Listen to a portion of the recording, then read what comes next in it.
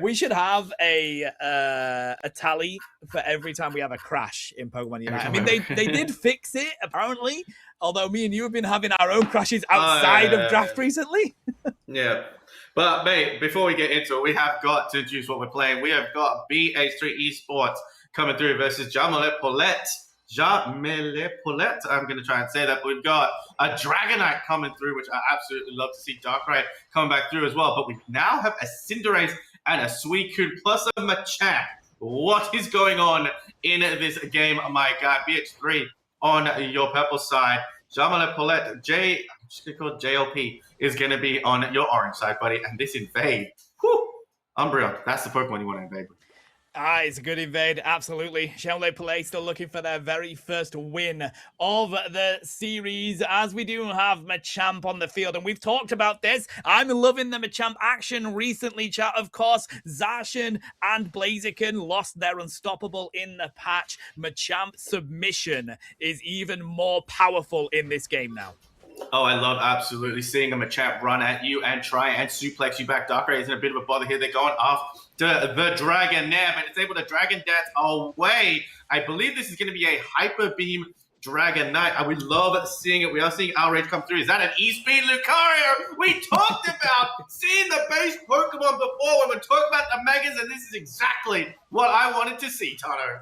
Yeah, I'm loving this at the moment. This is, Miraidon on the side of BH3, a very strong comp that they used so often, but Jaime Le Poulet are looking to play in this one. I like Mbok on this Suicune, and the E-Speed is an interesting decision as you've got to try and get around that crowd control, at least pulling the attention of Suicune there.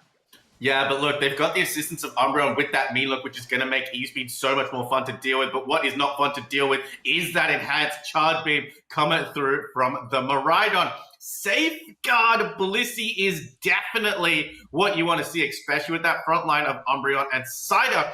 A lot of defenders in this game right now. It is a problem. Please, Pokemon Unite, buff that full heal.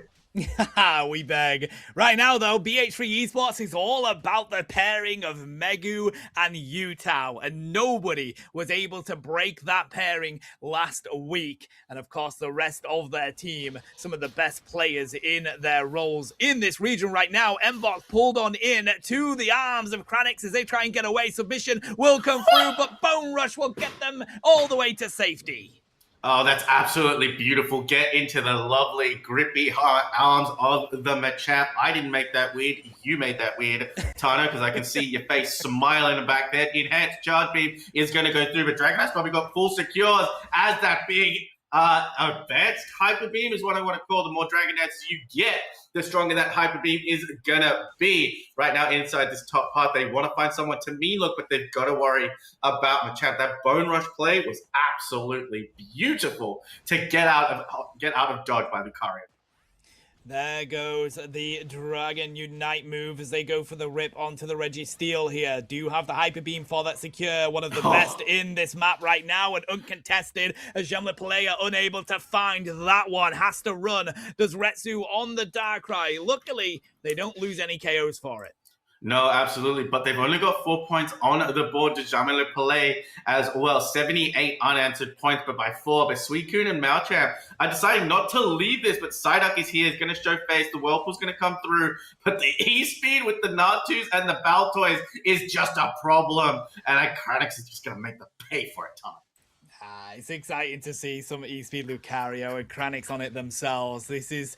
I don't think Jaime Le Poulet were expecting it either, to be honest with you, buddy. As they struggled to deal with that Lucario. And then you've got the double range secure. There is Dragonite and Miraidon here as well. BH3 showcasing their understanding of this game, building such a good comp. I mean, look at the record that they've got 6-2, and Jaime Le Poulet's got 1-6. It's a complete opposite from week number 1. But here we go. They're going to try and push this tier 1 pad as well as the Aura Cannon gets fired. Machamp almost taken out with the cross jump, but no. Kranix comes in with a nice last-minute punch to send Machamp back to the gym. Lift some more weight before you stand on Kranix's field. And now the points are going to rain in to tier 1. Just crossed that 5-minute mark, mate. BH3 looking as impressive. They must have seen what Team Paris was doing and went, hold my Pokeball. Yeah, this is why those two are going to be the teams to watch against each other. I will say, though, Jaime Le Poulet do have more of a late game stage comp here. They do want that Machamp to hit that late game at least that level 12. I mean, 13 would be perfect for them, but they are struggling to hit that at the moment on the side of Qatar. We do have Traffy on that Cinderace they're so known for as well. Such a late game Pokemon as they come in with the Flaming Bicycle Kick, Pyro Ball as well, but they're pulled in by Psyduck here. The Bliss Assistance will come through, but the full power Sai from Megu protects the rest of BH3 Esports here, and again, Jaime Le Poulet just cannot get close to Utah on this Miraidon. The champ was just stuck in a mean look and then got E-speeded down. Kranix went, you hold him in place and I'll take care of the rest. 213-4. Where has this game gone, my guy? It is so quick, but you're right.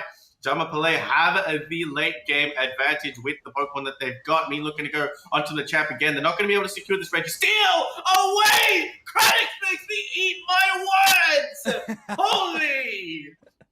That's what Kranix is known for, as BH3 Esports now want to see if they can pull something from pushing this T2 pad, recognizing that they are at the 320 mark, seeing if they can grab some experience from the central area of Jaime Le Poulet here, because now we're at that stage, Lobo, where BH3 just want to take every piece of farm they can, while that worst nightmare is going to land onto Kranix here. Are they going to be able to make it out of it? Unfortunately not.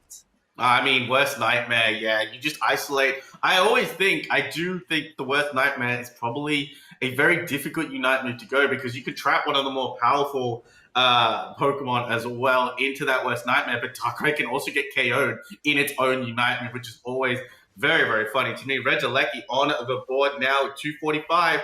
This could turn into a fight. Unite move's not necessarily needing to be used right now, but however, Hyper Beam is going to secure, but the cross chop from Machamp manages to take it. Yeah, unfortunate by Rezu, a little bit too early on that beam, and a good effort from Machamp to get that secure, but it will be easily defended by BH3 Esports right now, who have over a 200-point lead. If any of the Pokemon for Jaime Le Poulet are stacking, they don't have any, if any at all, buddy. 4 points on the board for them right now as we're about to hit the Groudon on the field. But as we say, Lobo, you know it, when the Groudon is here, the game is on. I just messed it up, but here we go. I mean, I like to get rowdy with Groudy when we go through 213-4.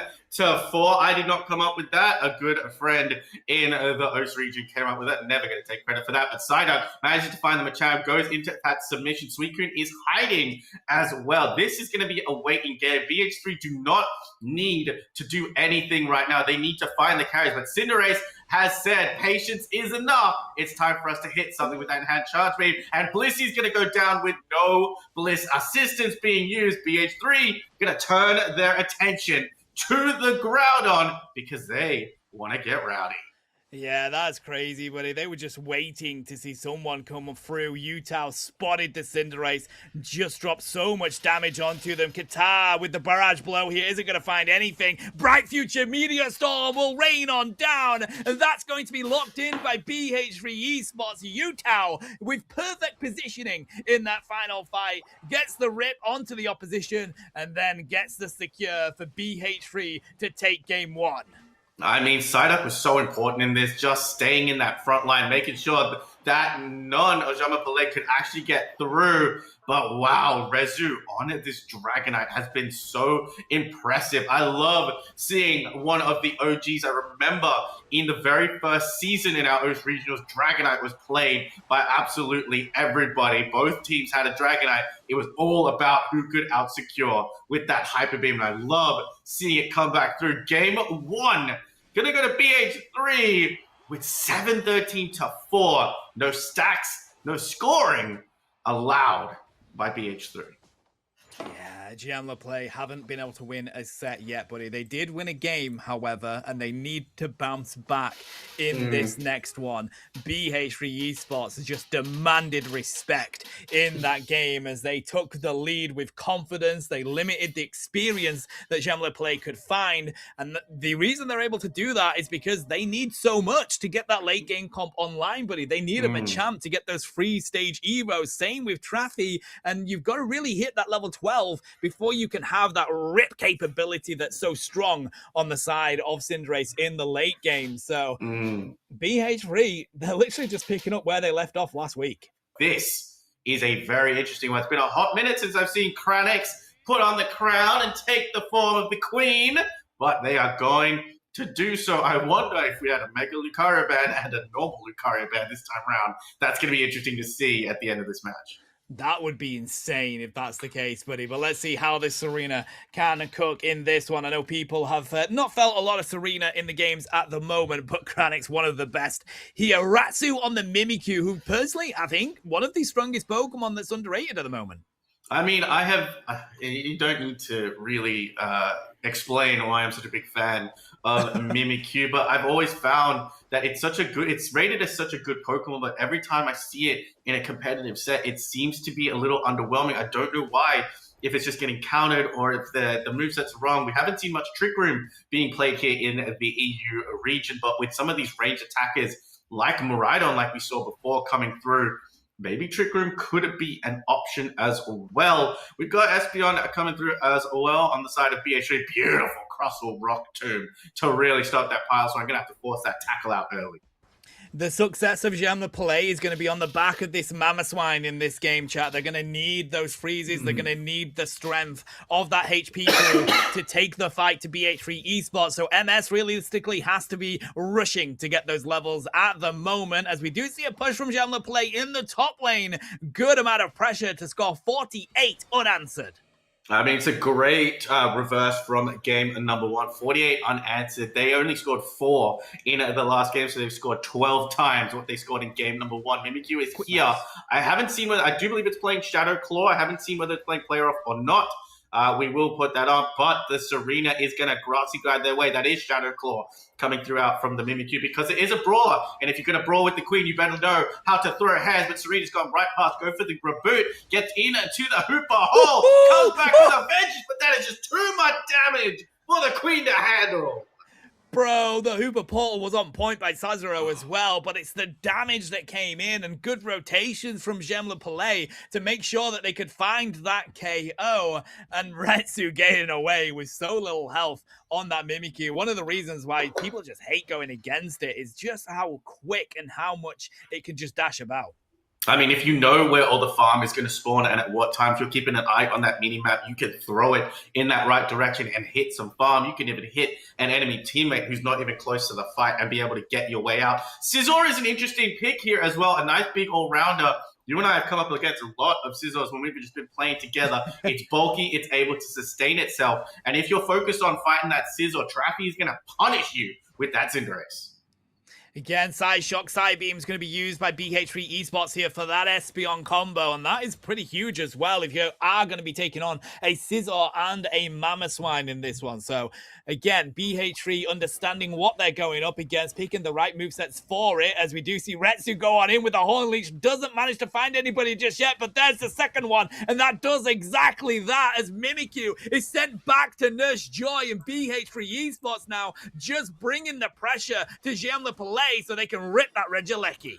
Curse is a good option here because you're just going to stay in and absorb that damage, be able to reset that Curse into that Horn Leech, double Horn Leech. So strong. There's the side shot, can stun out the side. Scizor not going to be able to hold. Traffy is going to look to try and put some damage on this cross. So Blaze kicks into the opposite direction. Don't know if that's where Traffy wants to be, but the Rock Tomb! Once again, my mic there just peaked once again, but what is BH3 doing to me? Quickly, Ascendant comes down and Traffy gets sent back to the Pokemon Center. Managing to get the eject button out of that Cinderace is huge as well for BH3. Traffy will have to wait a while to have that back, and they're just going to keep pushing onto these pads here at BH3 Esports. A much better early game that we saw from Jaime Le Poulet, but we're now getting to the stage where it's getting dangerous. BH3 looking to really assert their dominance on this game again. They brought it back. Now we're at 99 points between the two teams. Jaime Le Poulet had a really good start to this game. Pushed the pressure on early, but a few unlucky KOs and a few good pushes. Just like that push on the Horn League. Scissor is going to come out with the Unite move as well. So is Traffy, but Trevenant stays alive. Uses the Phantom Forest, gets put down as well. But now the Bliss Assistance alongside the Blaze kick is going to reposition Traffy. It's going to be hard to get a hold of. And we're trying to go everywhere, but there's so much movement going through. Beautiful X's into the Rubble Rouser. Traffy is being chased by this crosser. Another beautiful X scissor as well. Fells the Pylo Swine. And now the Queen. Oh my god, it's on site for those two, Tano. On site. Mate, honestly, Espeon here, Utah, so incredibly strong in that fight as well. I mean, it was hard to keep track of everything that was going on with the amount of damage coming on through, but Utah, just perfect target selection, bro. They were able to find the KO onto Scissor so cleanly, taking out the biggest threat in that fight on that goal, and then just finds a couple more of it as well as they now rip that top objective. And this is one of the reasons we love BH3, is allowing the trust of their teammates to do just that. Rings are let loose here as Sazero is going to hold up Jaime Le Poulet, pull down the rest of their team as they look to get the Registeel here. Diving on in is going to be Jaime Le Poulet as they come through with a Red Illusion dive. Manages to find the Hooper on the back of the Cinderace, and they continue to rip through. Goodbye to Crustle. Traffy here trying to burn the rest of BH3, but a massive Phantom Forest from Rezu allows Utah to get the secure on Mimikyu, and now BH3 are bouncing on back. There's the Horn Leash thrown back onto the pad. Goes Qatar into the Psychic Solaire as they tried to run away. Not allowing them is Retsu as they continue to push onto them, but they can't get them with a second Horn Leech. Utah is being incredibly selective with where they decide to throw those side shocks as well. Now they're being hunted down by the Scissor. Registeel is just a bystander in this fight right now, but again, Jaime Le Poulet put the pressure on with that one. The Bliss Assistance a few times, but there's the stun coming out through the Horn Leech into the Curse. And BH3 are trying to defend this pad, not giving Jaime Le Poulet a way back into this game. Hooper gets taken down. Mimikyu gets trapped by the Rock Tomb. Just have to say, Megu's doing a brilliant job on this crosser. The fights are everywhere. That is the ability of the Mimikyu, just being able to teleport out of any kind of danger if they're able to hook onto some farm. Yeah, and I mean, this is the wombo combo of EU Pokemon Unite, isn't it? Utah and Megu continuing to fight on the same team as they have done for many years, and you see that synergy that has really settled itself throughout BH3 Esports here. They are wanting to go to Worlds. They don't want to miss out on that opportunity like they did last year. Despite earning it, they've got 40 seconds before we see Groudon take to the field, and Rezu gets a good pick onto 3 of Jaime Le Poulet, and they're going to find Blissey instantly. They will be back before the Groudon fight, but a double KO, they ain't going to say no to that. I mean, Megu on this Crustle is a problem, my guy. They're going to rip this Regieleki down as quickly as possible. Level 13 Utah on that Espeon, level 13 Kratos on that Serena as well. Only 3 level 13s on the side of Jaime Le Poulet as well. This game is so close. This is game number 2, guys. We might see a game number 3 in this one. What are they going to do? They're going to rip that center objective straight away, or are they going to go and score? Kratos looks like they want to score. They did this in the previous game, my guy, to give themselves 100, but they've got the Hooper to bring them back in. Just a little bit of play right now. Bring them on in. Cut them off in that central lane with the Rock Tubes and bring in the Hooper. But Mimikyu has gone for a beautiful flank. Gets the Shadow Sneak onto Espeon, but now the fight is on. Kranix is here. 381 to 184. Trying to see if they can find this arena. Kranix manages to get away from Qatar as Megu throws themselves in front of the Scizor. Now trying to dive through onto Utah here with the Red Illusion dive. Psychic Solaire will come out instantly though, and they manage to find Treffy. Blitz assistance coming on through, but Crustle, Megu throws the Rubble Rouser, and he's happy to take all of that damage. Kranix now diving through onto the middle of the fight. Jaime Le Poulet putting up a great showing here as Qatar dives through, manages to dodge the Horn Leech, but has pulled BH3 Esports back into their central area, and they're not currently winning right now. This is a risky move as Qatar gets so weak, and Phantom Forest will do what needs to be done to find the KO. I mean, they are not winning. Unfortunately, if they had Traffy up, that Cinderace could have just ripped because all of BH3 were in their own central area, my guy. But now we've got 42 seconds on the clock. Groudon is the central area Pokemon of choice. Traffy's going to hit it now, but we've got Hooper is hit. What a Phantom Portal to avoid. Excuse me. The Blaze Kick, the action is so much that it's causing me to lose my breath. Tano, take it away. Groudon is being ripped here. Traffy just getting ready for the secure. There's the flaming bicycle kick. They will take it. Megu with a good effort with the walls as well. But do they have time? 15 seconds left to score as many points as they can. There's 50 on in. Another 20 from Hooper will be enough with 28 from Kranix as well. BH3 Esports refuses to lose. The wall stands strong as they look to win this game with a 2-0 record for the set. Oh my goodness gracious me. There was so much in that game to come off of, but just the team synergy coming out from BH3 has been unmatched. We saw incredible team synergy come out from Team Peps in our first game that we watched, but I have to say that one, I think that has to match it, my guy.